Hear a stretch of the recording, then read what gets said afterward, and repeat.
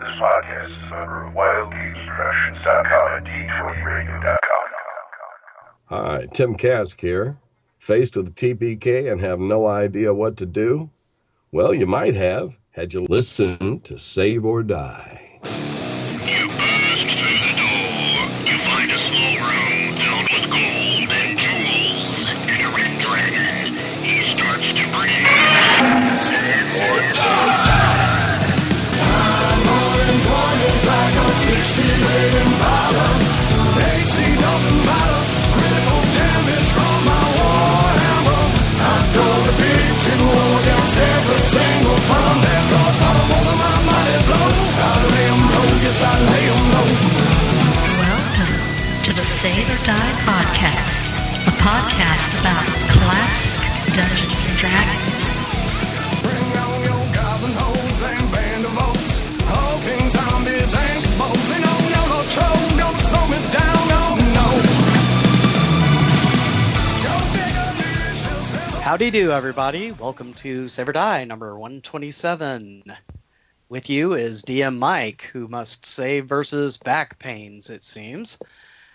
And I am joined by DM Liz, who tried to save versus allergies, but failed horribly.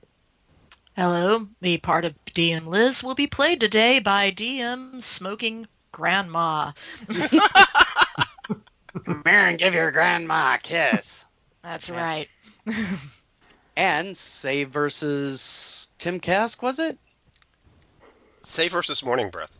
Morning Breath. Okay, save versus Morning Breath, DM Jim. I don't breathe fire, but I do breathe smoke. Well, you probably have a better chance of saving versus Morning Breath than you do saving versus Tim Kask. Tim can be scary. True. Not when you And the know guy... him. Not when you know him. And unfortunately, the guy who saved his fail versus save or die, Jon Peterson, author in front of the show. I think I must be saving versus having recently relocated to Maine here, so I'm saving versus imminent cold weather. Yeah. Save versus Frostbite. white dragon breath. That's some excellent lobsters up there, though.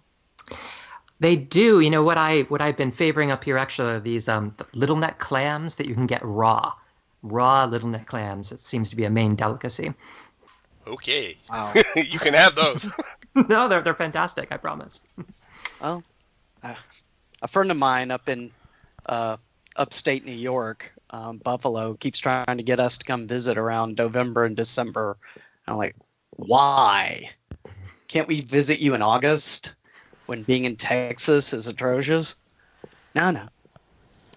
But anyway, as you can tell by the intros, we're going to be talking about saving throws today. What is their origin? What is their effect? Are they good? Are they bad? Fortunately, Jon Peterson's here to school us on the beginnings of the saving throw mechanic. But first, do we have any emails? Get down, get down, get down, get down. Absolutely not. I mean, we probably really do, but I'm not reading any today. Sorry. No emails. We have no voicemails, so never mind. Yeah. I mean, I think the real question is, what do we need to do at this show to cause there to be just a deluge of emails, voicemails, controversy, engagement? I'm sure saving throws will get us there. Sooner or later, yeah. Especially we talk about who invented what and when and where. I've seen some really interesting discussions on saving throws on dragonsfoot.org, and they're all wrong. There you go. Email taken care of. How so very dare you? No, the best way to get emails is I've read them on Knights and Knaves, and they're all wrong. All right, well, any other comments? Then we will go into our commercial break and then right into Game On. Dungeons and Dragons will return after these messages. Welcome to Glowburn, a podcast dedicated to the Mutant Crawl Classics role-playing game. Podcast.glowburn.org. This is a test. This is only a test.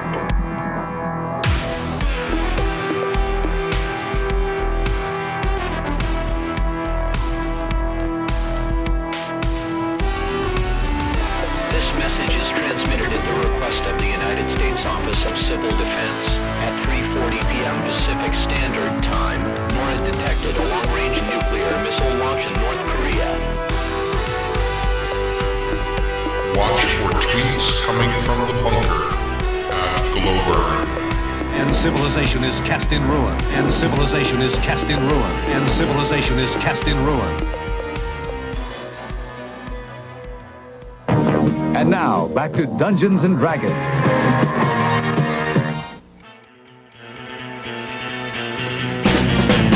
What are you doing? It's game time. I think I play too much. People say it's weird. We should cut back.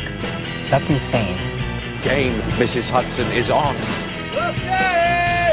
Game on! Game on! Game on! Invite sent. Game on! Hop on bed. Game on! Say it proud. Game on! Screw the crowd. Game on! No one else to please. Game on! Here we are talking about saving throws. Why are we talking about saving throws, John? Well, I mean, so I suggested this theme, not just because it seemed a bit meta, right? If you have a show called Save or Die, at some point you should sit down and talk about what really are saving throws. What are they supposed to mean? Where they come from? Why do we have them? Do they actually serve the purpose they're designed for? Things like that. But I think we'd have done it before episode 127. Well, I did. I can't say that I listened to the whole 126 before this to make sure that this was never at least touched upon in the past. But I thought dedicating a whole show to it would be really cool. And since you guys have me on a lot, I figured I would push back and say, here's something I think would be cool to talk about. And just selfishly, this is something that I'm writing about actually at the moment for a project of mine. And it just helps me to talk about it, right? And I mean, you guys know as much about the old school as anybody I'd like to talk to, and I certainly respect your viewpoints, your experience with this. So definitely just being able to bounce ideas off of you is good for me. So I mean, for me, it's all gravy to come here and talk to you about it. Are you for real? Because in my head, you listen to Save or Die and just sit there at home and go, wrong, wrong, wrong. Nope, that's not right. Yeah, well, history isn't everything, right? This isn't purely a historical question. I think a lot of this, I think the discussion we'll have really kind of speaks to the roots of what it is for something to be old school and what has kind of changed about games, I guess, that people have designed that they call RPGs over the last decades. And I think your attitude towards saving throws is one of the things that is one of the sure indicators, I will postulate, of kind of where you fall on that spectrum from old school to whatever else we want to call things that aren't old school. Okay. Well, to get things going, when was the first use of the saving throw mechanic that you've found? I think it was the earliest one I've ever read was Featherstone back in the 60s. Yeah, Featherstone was really copying this guy Tony Bath.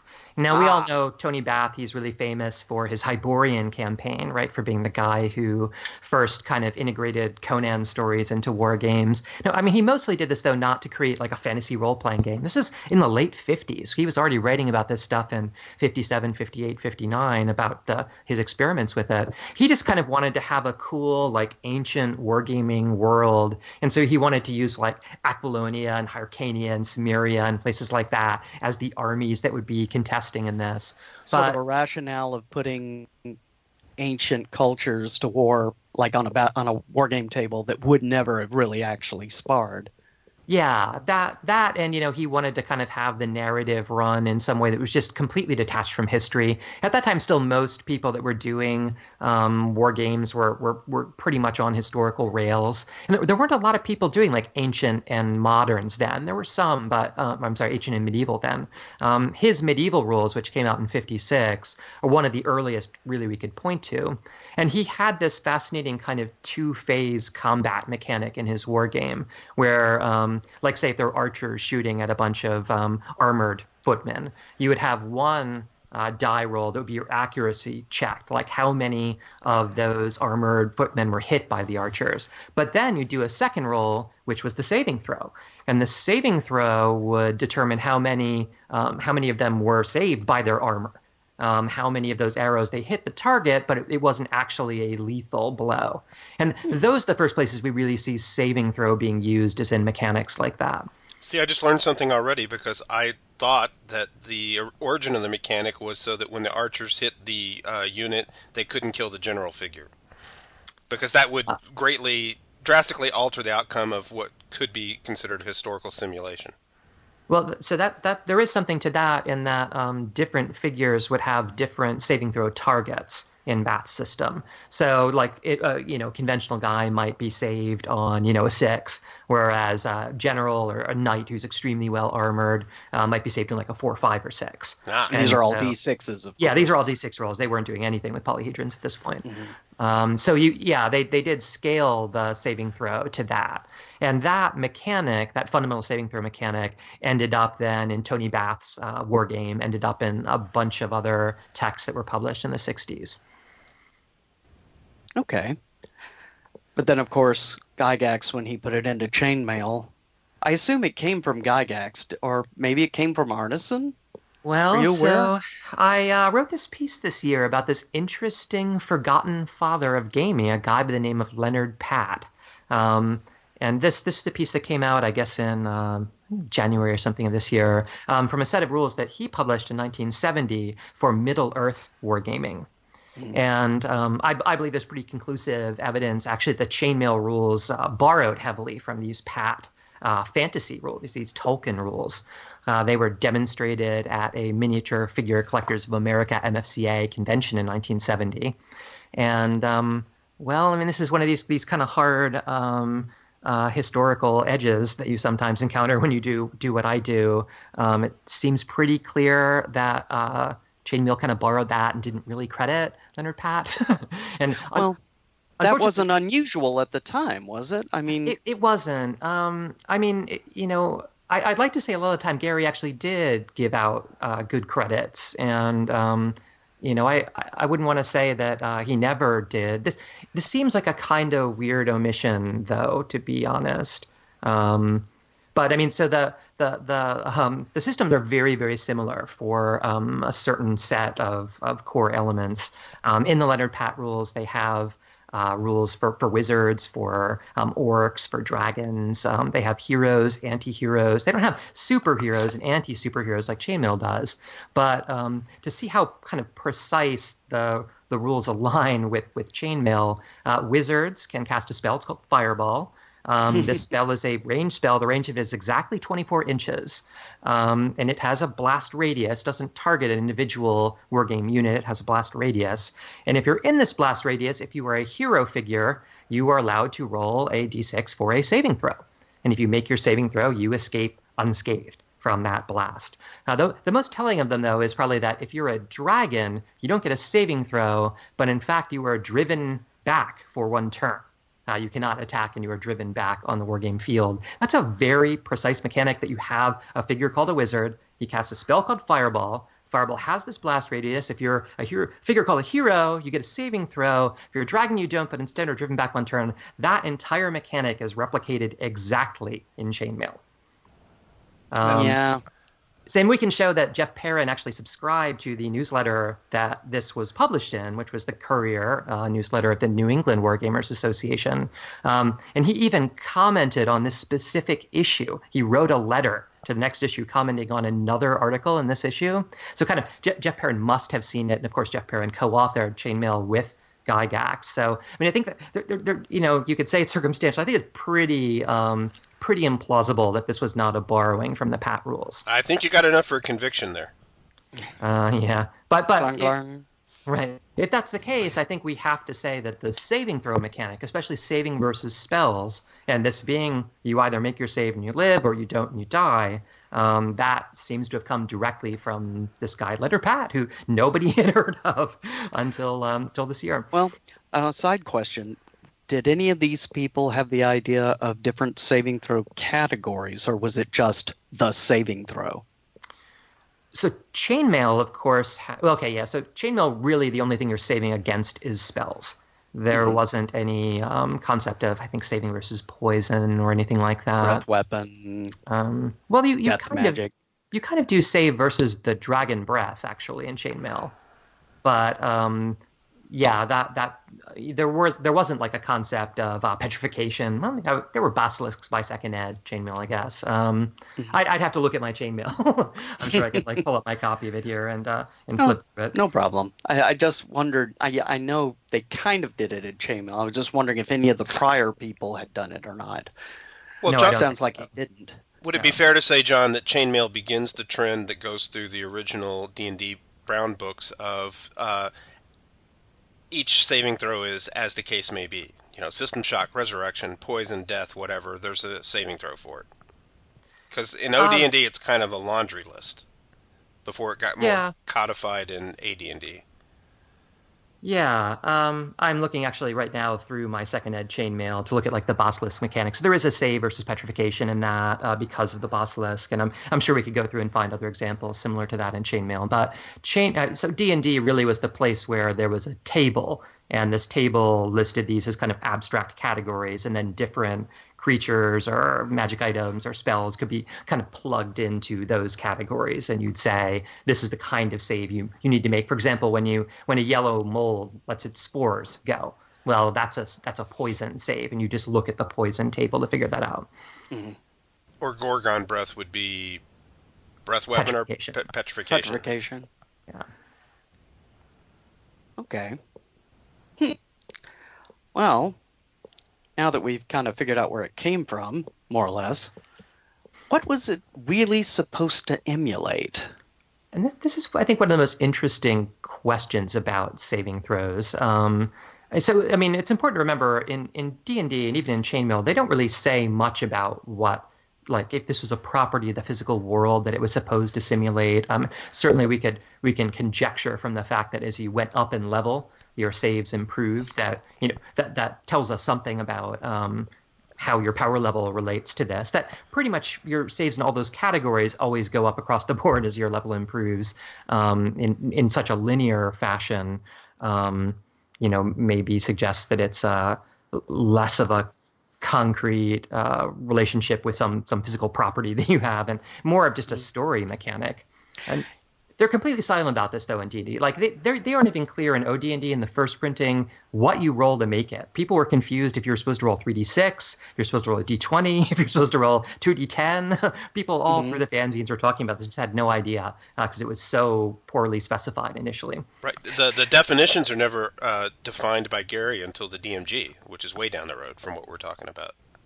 It is, and by then he has a real elaborate story about it, frankly. I think he talks about it like it isn't a property of the physical world or about the character so much as it is an attempt to get the game system aligned with a kind of fiction that it intended to emulate. So rather than imagining, there's a world and the property you have is that I'm especially resilient, instead it's emulating that in fantasy fiction, the hero survives. And that's really kind of what those couple pages in the DMG that talk about this say. I find it interesting also that in original D&D, there are certain limited categories of things you get saving throws from, whereas listening to what you were saying about Bath, Featherstone, and everything, a save was just made generically to avoid damage. Any damage. Well, I mean, I think it was, there were specific things you saved against, like I gave the example of the arrow shot as one. Right. So it wasn't necessarily any category of damage that you might be able to resist.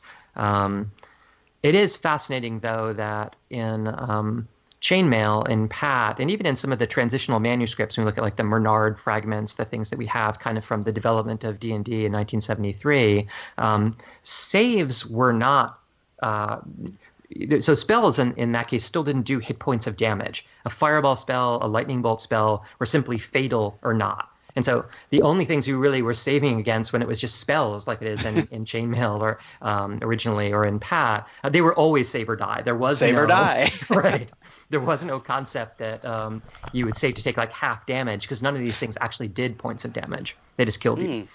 I know from some discussions with Tim Kask that specifically when it comes to spells, the institution of saving throws was part of Gary's trying to balance the game out, so that it was, according to Tim, it was very important to Gary that wizards not take over the game, or magic users. And I could see a point to that. I mean, if you're hit by a fireball spell, you get to save for half damage. You don't get to save for half damage when you're hit with a runka or a or a crowbill or, a sword of any type. So I can see that. And I mean, you make a 2-hit roll in D&D when you're, swinging your sword. You don't make a 2-hit roll with your lightning bolt.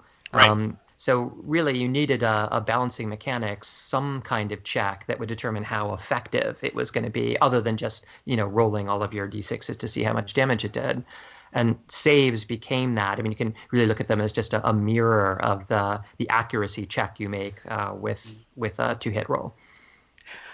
Well, getting back to the fantasy fiction aspect of it, I believe Ken St. Andre said something similar in Tunnels and Trolls for his save, even though it was he admitted it was entirely based on luck.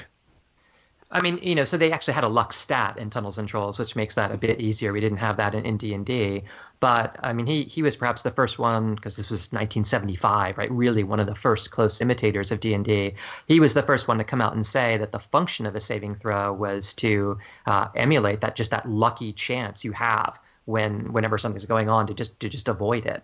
And a lot of the people who talk about saving throws in the literature talk about fate and destiny and luck. The whole concept is tied up in this notion that maybe you're being preserved for greatness, and that this is there to help you have an epic adventure, because an epic adventure can only happen if you survive long enough to do notable things across multiple sessions of a campaign. Oh, this tags into one of my favorite things to talk about that people love to squabble over is realism in what is a medieval fantasy role-playing game. And they always say it that way, and that's not really what you're considering with saving throws. It's not to make it more realistic, because you're playing a game where a human being can extend his arm and cast a gigawatt lightning bolt, right? So it's not realism as much as it is verisimilitude for the setting. Or in the case we were just talking about, verisimilitude to the inspirational primary sources of the literature. And that's the fascinating divide, right? I mean, if it's really about making this like a Conan adventure, Conan Adventure has its formulaic qualities, and you can kind of look at saving throws as one of the first mechanics that we see in the game that tries to speak to that kind of how do you achieve the formula of the story, rather than just what would the physics be of a medieval fantasy world if there were one. I think people think about this like the Heinlein Magic Incorporated. I want to have a sensible, rational world where people use magic and simulate what all the properties of that world would be, and there must be some like resistance property you have to magical actions and so on. And when saving throws were purely for that function of providing the counterpart to the 2-hit roll, just resisting magic, you can kind of make that argument. But then when you read the way Gary talks about them in the DMG in 79, and especially the way they talk about them in Bunnies and Burrows, that's perhaps the most interesting of the cases. You see in that much more about how it's preserving the story and the narrative. And of course, it creates a fine line. Where do you stop preserving the narrative and begin to just favor the player unfairly? Well, and that's the fascinating thing about the text of Bunnies and Burrows. So Bunnies and Burrows, it's a fascinating little game. We all know it by name. I think it's really like it's insufficiently studied, though. There are a lot of really interesting innovations in Bunnies and Burrows, and there's fascinating text in there about saving throws, where Dennis Istar and his co-author recommend that referees maybe throw a bit of shade on the dice when they're rolling saving throws, when a rabbit might be killed, that they maybe fudge it. Yeah, I was going to say, let's call it what it is. He's advocating fudging the die rolls. He is, and he says when it's a life or death situation, they kind of spoke to their experience as referees. Now, of course, this could not have been more than 2 years of experience of referees at this point. This is 1976. But in our long experience as referees, what we've discovered is that really it makes the game better if the DM maybe behind the screen joggles that die a little bit, so that you live to fight another day and the story of that rabbit can continue. Well, I find that funny because I was just today reading an issue of Imagine magazine, number 10 in 84, I think, and they were talking about the Games Day 83, where apparently during a talk the audience just went dead silent when Gary Gygax mentioned that a line, I'm paraphrasing here, but it was something along the lines of, good DMs roll dice in order to make noise. Yeah. Well, what he goes on to say in that quote is, they just decide what happens. That's the radical thing that he says. And everybody's like, ooh. Yeah. Yeah, that guy says he could have heard a pin drop. Yeah. From the guy who wrote AD&D, you know. Well, and AT&D, Gary makes such a big deal about creating kind of consistency and standardization of play, that the whole point of the AD&D exercise in some respects was to take the for want of a better word, like the goop that OD&D had evolved into, like, unbidden. It's just people endlessly hack the system, and given the latitude the system gives you to just modify the rules arbitrarily, everybody did, and they turned them into things that were just unrecognizable. There was just no standardization across different referees. And Dungeons and Beavers. Yeah, right. I mean, so Gary really wanted there to be a predictable, rigid, by-the-book version of D&D, and yet when he played it himself, right, or when he was talking to this audience in England in 1983, he makes this just statement that completely undoes everything that he was arguing for in the book. So, well, I always kind of looked at it as when Mike and I were in the SCA, all the different kingdoms have their own regionalized rules of how to fight heavy weapons. But whenever there would be a tournament between two kingdoms, there was a set of standardized rules that both parties agreed to, so that everybody knew what to expect when they got together. And that's kind of how I tended to look at the AD&D rule booklets. Here is a standardized set. If you're going to go to a convention and play in a tournament, you are probably going to wind up playing by what is set down in this book, and now you know what to expect. Yeah. Of course, that gets into the whole idea of role-playing tournaments, which I think is an exercise in futility myself, but I can't fault Gary coming from a war game background. You hush your mouth, sir. What? Role-playing game tournaments are awesome. I'm not saying they're not fun. I'm not saying they can't be great. I'm just saying this idea of objectively judging one team versus another on pure, accomplishment or what they did or didn't do is a very, very awkward it's got to get subjective when you come up with a winner to some degree.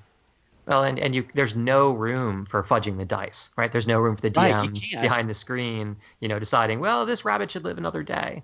But one of the most interesting things, too, about the Bunnies and Burrows text about that is that the authors get that if the players realize that you're doing that, it'll ruin the game for them.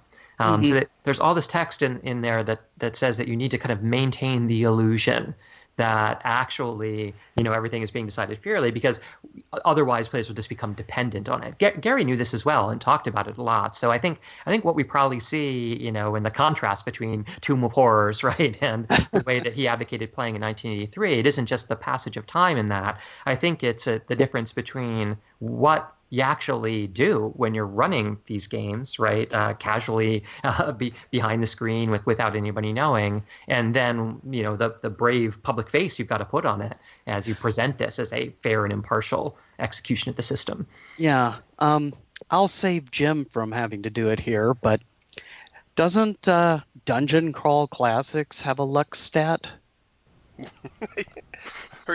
Are you asking me?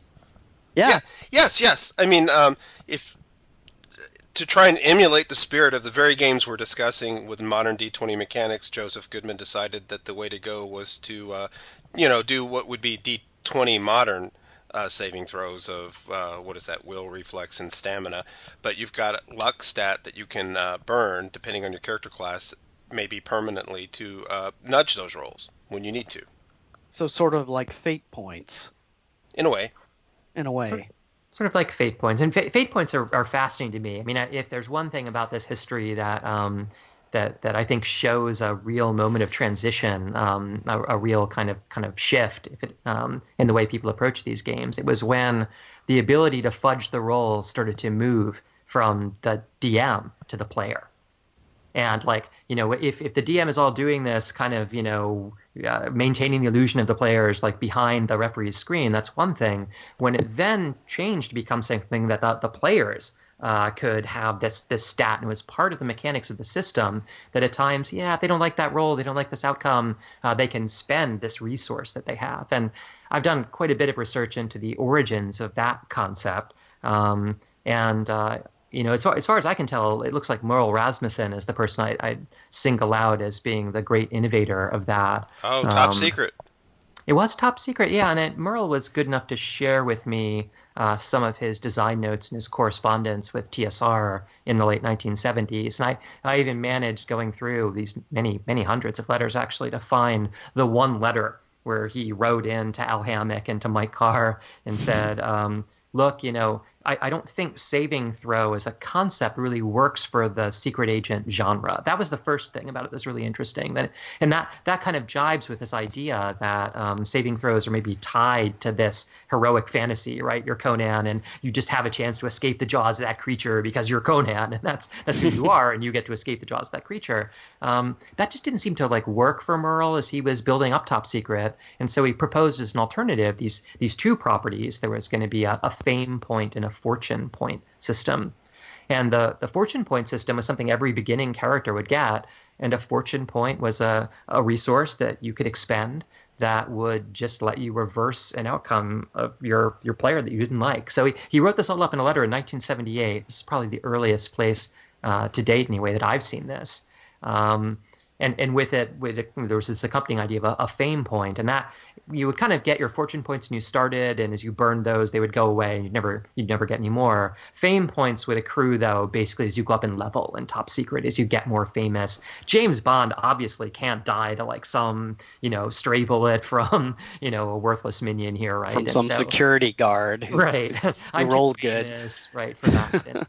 But the way that's cast, I think it very much is true to the spirit of the saving throw, right? That it is about what a James Bond story is like. And, because James Bond is too famous to be killed by something like that. And that isn't how it works in the real world. No matter how famous you are, you can still be John Lennon and walk out of your apartment building one day and get shot. Yeah. It sounds like we're dancing around in a circle, the same basic point that the idea is to prevent a drastic outcome. It is to prevent a drastic outcome. Like I said, I think the interesting inflection point in this is when that moved from being this illusion, right, that the DM cast, to something that the player was engaged in. And I mean, I think there are a lot of important questions about how that works and whether which of these mechanics is better for, I guess, different kinds of games or for different kinds of players. And so some people, I think, look at those mechanics like fortune points and say, well, it takes me out of the game, right? I have to stop thinking like a character and start thinking like, a player, a game player, to understand when I use this. Now I'm, collaborating and controlling the story. And for some people, that's great. That's exactly what some people want. For other people, though, it doesn't work. And it's one of the interesting, like I said, inflection points as games evolved. And I think it's one of the points of demarcation between whatever the things are we call old school and perhaps things we don't. Though ironically, as I'm saying, these things all seem to have been there virtually from the start. Like all these ideas were there in the 70s and have just kind of been repackaged and reinvented in a variety of different ways over the decades. Couldn't you argue that the hit point system was in a way trying to avoid, rather than just one hit die kind of thing? Definitely. Wasn't in its way and the increases you did level to level to reflect that increasing heroicness? Oh, I think it definitely is. And we could ask a lot of the same skeptical points about what hit points really mean, right? Oh, wow. People endlessly debated this. And that's a whole nother show. Yes, it is. Well, they endlessly debated today, too. What that's is it? Where we'll get our emails from. Yeah. Yeah. I hope already we're getting emails for this, right? All the things we're saying about saving throws and fate points. That should be. Please, send us your flames. Well, I have a question for John. Yeah. Okay, so as we've when you were talking about what Merle did with Top Secret, where he's taken those fame and fortune points and virtually constructed a proto story point system that would come later in modern games. What do you think of Dr. Suster's approach in Bunnies and Burrows as it would contrast to a modern game like Mouse Guard, which has its own it has fail-safes built into the rules specifically to keep characters from getting killed explicitly? Yeah, I mean, I don't know the system of Mouse Guard well enough to comment. I mean, I know some of Luke's other games like Burning Wheel, perhaps a bit better. So, I mean, if you explain it a bit, I could probably help. But well, to achieve things in the game, it's a dice pool, and you roll however many dice you're allowed to roll, and you get so many successes, and there's a threshold that you're meeting is how you achieve anything. When a character takes fatal damage, you make one of those rolls, and with enough successes, rather than die, you merely the character merely suffers some huge disadvantage, like he's removed from the game, he's knocked out for the rest of the session, and comes back next session with a limp or something. Right. No, so there are a lot of mechanics that work that way, definitely. I mean, I might even point. So I think Merle's system honestly wasn't too different in the sense that you could prevent a fatal bullet from hitting you, but you still, by spending a fortune point, but you still have some negative consequences of that, right? You'll just be like horribly maimed or something rather than killed. And there's a finite amount of them you have to spend. Yeah, there's another system like this that I'm really fascinated with, which is the SPI game Commando. Again, tellingly not a fantasy game. This is a 1979 game, and at this point, SPI, they were still trying to figure out like how to do a role-playing game, and everything they put was still like half a war game. So this was a game they shipped where there was like a book of role-playing rules in it and a book of war game rules in it, and you could kind of pick and choose which ones you were using in different occasions. Didn't that originally show up in strategy and tactics? Because I think I had that issue. I'm sure it was originally discussed there. I'm not sure they actually shipped that one with an S&T. They may have. I think it was called Raid at the time or something. It could be. But anyway. Yeah, the commando mechanic has this whole notion that so they were trying to simulate not what it is to be a commando in the real world, but to simulate the commandos of heroic films. And so it's filled with all these kind of film conventions, including as your character kind of goes up in level. The level gradations for heroes in this are kind of, you become like a TV action hero or like a major movie star hero, and at these different levels you start getting these hero points that you can spend, and these can be spent to avert disaster. And disasters can be things like you get shot, for example. You can spend a hero point and you roll on a table to see what happens as a result of you spending your hero point. And it can be things like a passing golf ball from like a golf course by happens to get in the way of the bullet and prevents it from hitting you, and so you live. It's all these like really theatrical miraculous escapes. They call it miraculous escape. Magnum duck. Yeah, exactly. right. There's one even where the great director yells cut, and you like reshoot the scene because the scene wasn't right, obviously, which is very much it just resets the whole combat, or well, it resets that particular scene you were shooting. I'm not going to take the shot. Cut. Bring in the stuntman. He's going to take it for me. Right.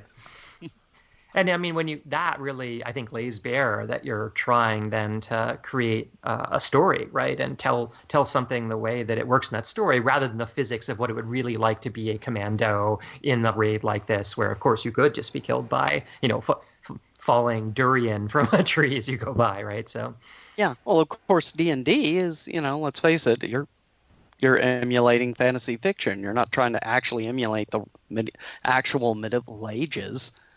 Right. Well, like the SCA, it's the SCA was the Middle Ages as they should have been. Should have been, yes. Without all the plagues and depredations. And more duct tape. Yes, very much more duct tape. Lots of more duct tape. Lots of comfy beanbag chairs, yes. Yeah. Have you heard of a game called Panzer Pranks? I have heard of Panzer Pranks. It's Stephen Lortz and his brother Kurt Lortz designed that. Wasn't that built on a similar idea of playing World War II, but as it was portrayed in the movies rather than how it really was?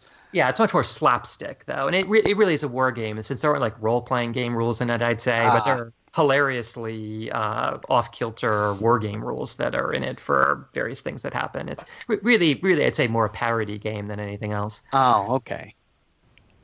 I think Commando, though, is a game you could really play. And it's Greg Costigan, Eric Goldberg, people that went on to design, Paranoia or, Universe or Dragon Quest. Lots of pretty famous role-playing games kind of came from that tradition. So in lieu of a saving throw, that game pretty much just had the fate points only. Yeah, well, again, I think they felt like saving throws weren't a good fit for it. And ironically, when you look at a game even like Chivalry and Sorcery, which tries really hard to be like a medieval simulation with some practical magic like grafted onto it. In fact, like 50 pages worth of practical. You got to crack open the Lesser Key of Solomon to like understand anything you read in the Chivalry and Sorcery rulebook. They don't really talk much about saving throws either. The text is kind of inconsistent. There are actually a few places where it mentions saving throws, but they never provide tables or anything like that.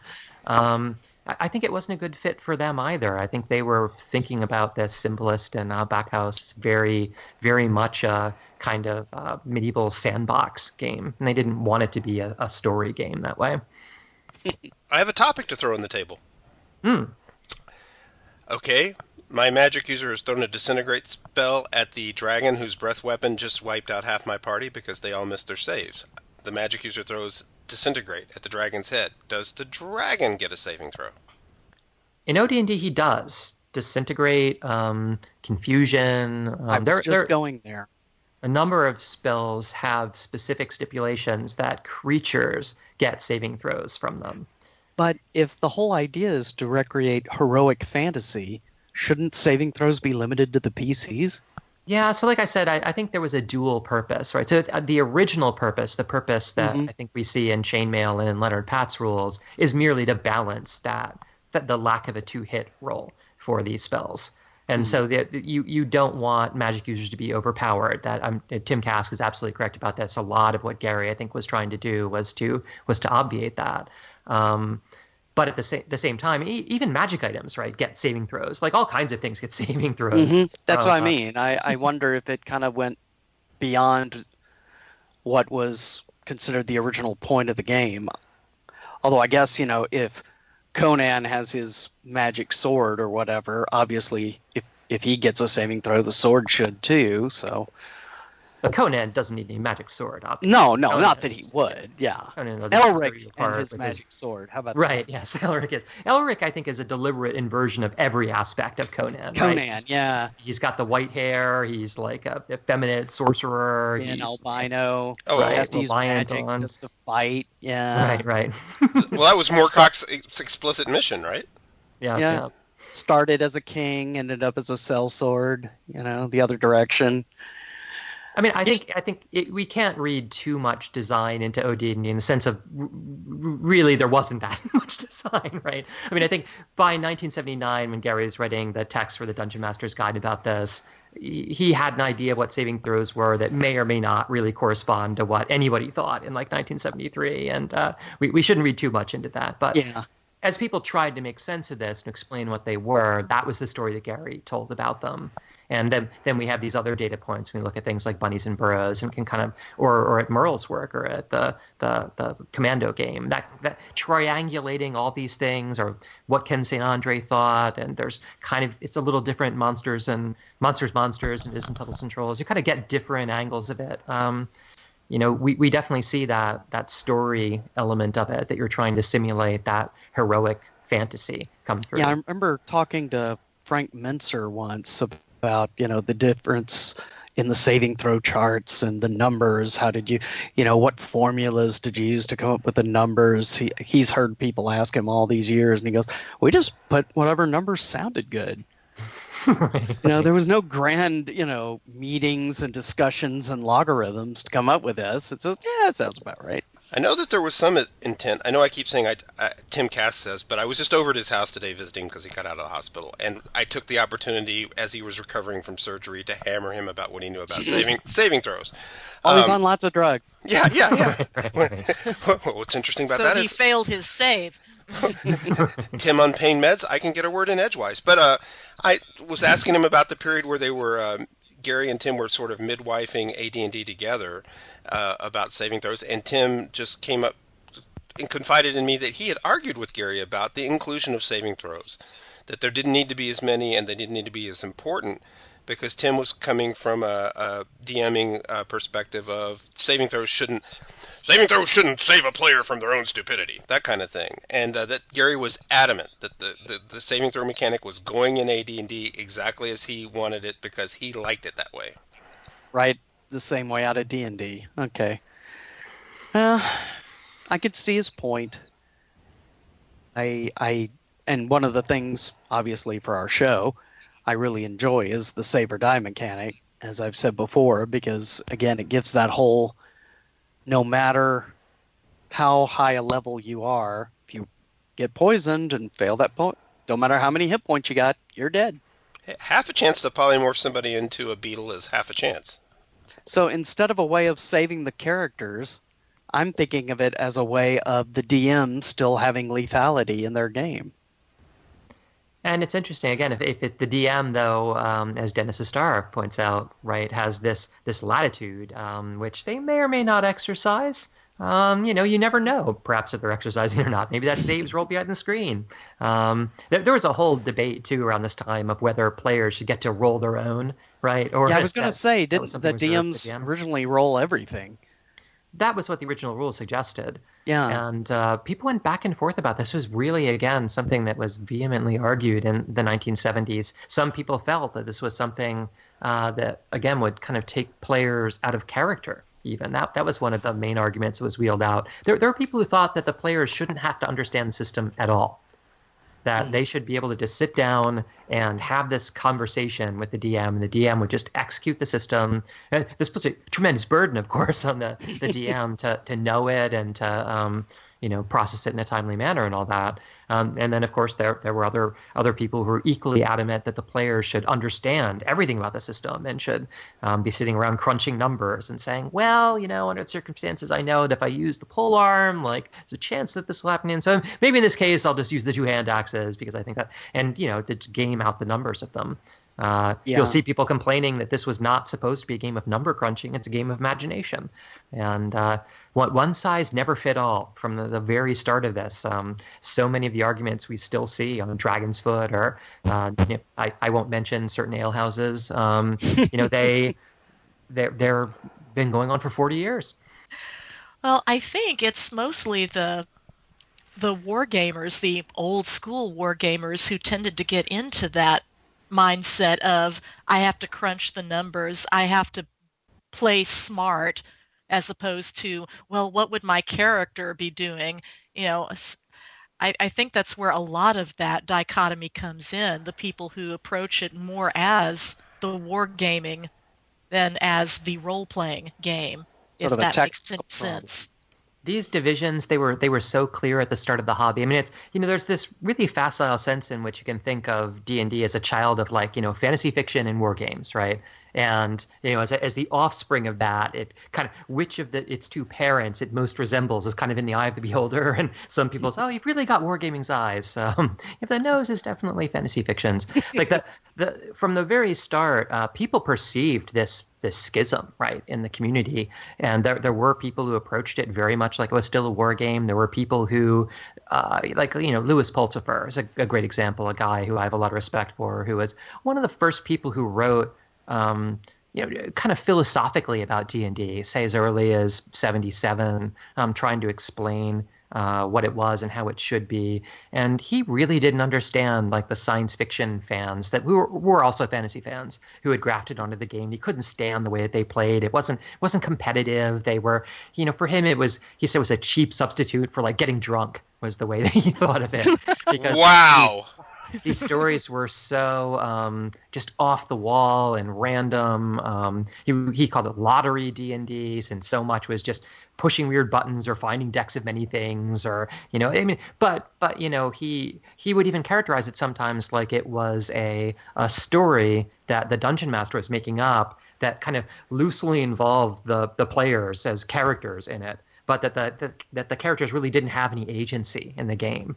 And the games people who were encountering D&D early on, they felt really strongly about the agency that they should have, and they strongly resisted any notion that the DM can just, like we were talking about Gary Gygax saying, he can just decide. Right. He only rolls the dice, to listen to the sound that it makes, to scare the players with the sound that it makes. But the DM then just decides what happens. That's what that wargaming philosophy really hated. But it is kind of authorial, right? If you look at the role of the DM as being like an author of a book, like the author of a story, then those are entirely justifiable. And that schism existed immediately, just out of the gate, because there were these two communities that both embraced D&D, and they were so different. And the fantasy fiction people hated the mini-maxers, right, who would come in, like you were saying, Liz, and like want to, figure out all the best stats. And okay, 2 hand axes are definitely my best option in this game, and so that's the only thing I'll ever wield.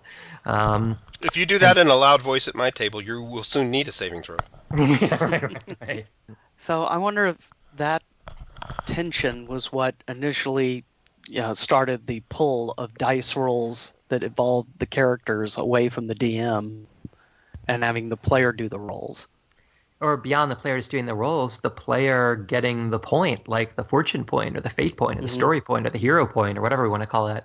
Or the victory point in Victorious, blatant plug-ins. Oh, plug. Would anyone else like to plug something that has points like this that is on the Luckstat and Mutant Crawl Classics.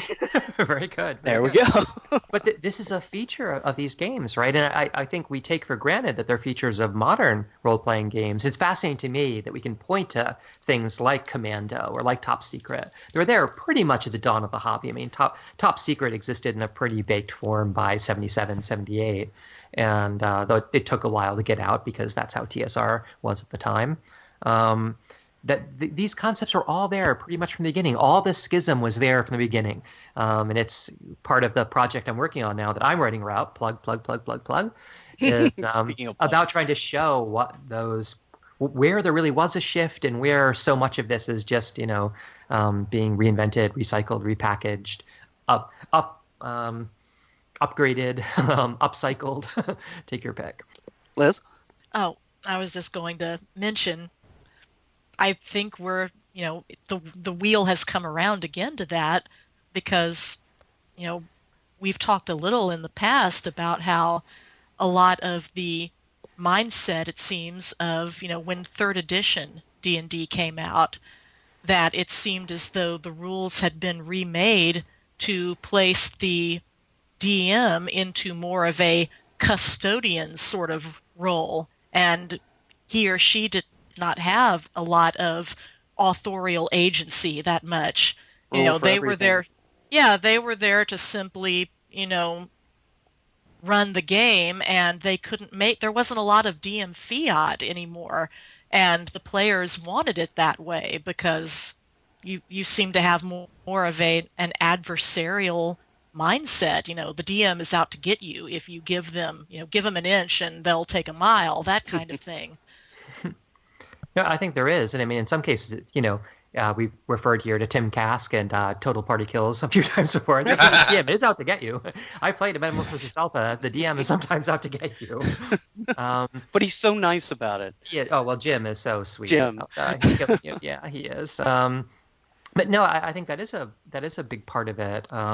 That notion that you want to take the DM down a peg. And it's not just because you're afraid of dying or you're afraid of being killed arbitrarily in these games. It's that you don't want this to be a story like Louis Pulsifer is complaining about, that the DM writes and whatever the DM wants to happen is what happens. You don't want to be railroaded, right? And I think it's that, especially, when you're playing in a convention or a format like that with people that aren't good friends of yours, you haven't kind of gelled with the play style before. The question of how you design a system that's going to work when you get a few people sitting down like at a con to play for an afternoon, that'll facilitate them not getting into conflicts over this kind of thing. I think a lot of things is really about that and trying to solve that problem. Which is a different problem than solving for how do I make a useful tool that a bunch of friends who played together for the last 20 years can sit down and have a good time with. Okay, well, I must say I am looking forward to the book project that you have not currently named, but that you are working on. That's right. And hopefully it'll be out soon. I look forward to reading it. And we'd like to thank you for coming on to the show again. Hopefully we'll be sure to have you on to answer all the emails we get from this. Yeah, I hope we get a few from this. I hope we managed to rile a couple people up. Knock on wood. And so once again, we're heading down the dusty trails goodbye for Save or Die. And how are we heading down the road, Jim? I just came back in my TARDIS having read John's new book. It's fantastic. I give it an A+. Creep, exterminate! Everyone should buy it. How about you, Liz? I'm going down the dusty road being chased by an evil snot monster. Oh, Lord. Bless your heart. Curse those jellies. I know it. Well, I would be heading down the road, but I failed my save versus Dragon Breath, so I'm dead. How about you, John? I start heading down that dusty road, but the great director didn't like the way I was doing it, so he yells cut. Gotta do it again and again. Again and again. Well, hopefully we'll have you back on the show again and again. And thanks, everybody, for listening to Save or Die. Thanks a lot. See ya! Bye. Reorg. And we're out. The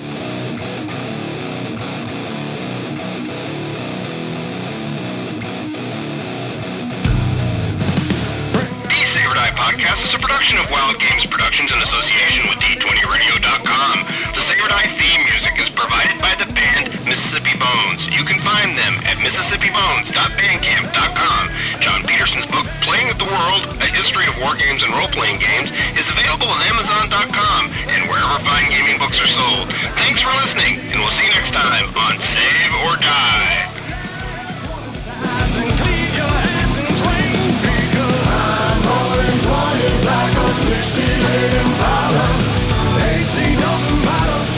Which is why John listens to every single episode that's ever been put out.